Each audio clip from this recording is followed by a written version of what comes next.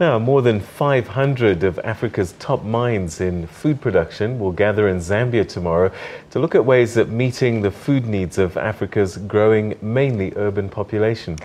The conference, dubbed the African Green Revolution Forum, takes place against some alarming stats. Africa spends over 500 billion rands importing food every year, and only 2 countries in the East and Southern Africa produce enough food to feed themselves this year. The 4-day conference sows the seeds for an agricultural revolution, an urgent need in East and Southern Africa, where this year Zambia and Tanzania are the only 2 countries out of 27 that produced excess maize. Africa's green revolution seeks to emulate those in the Americas, Europe and Asia that made those continents food sufficient. In some regions, it involved 1 or 2 food crops.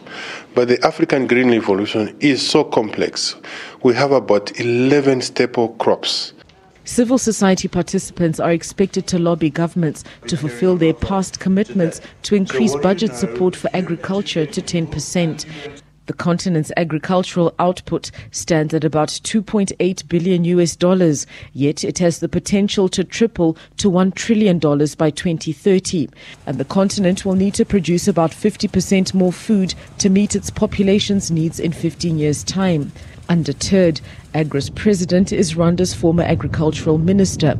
She believes a revolution is possible, and one which can create jobs and uplift rural economies and lives.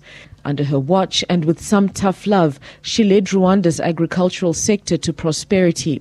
Look at Rwanda. We've seen poverty levels going down because the country is investing in agriculture from 56% poverty to 39% poverty in less than 10 years.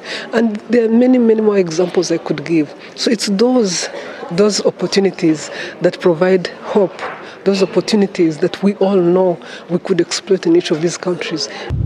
A mammoth task lies ahead, including making farming more appealing to the youth, as well as convincing more private sector investors that agribusiness provides the biggest opportunity and that it's the next big growth area in Africa. Shingai Nyoka, SABC News, Lusaka, Zambia.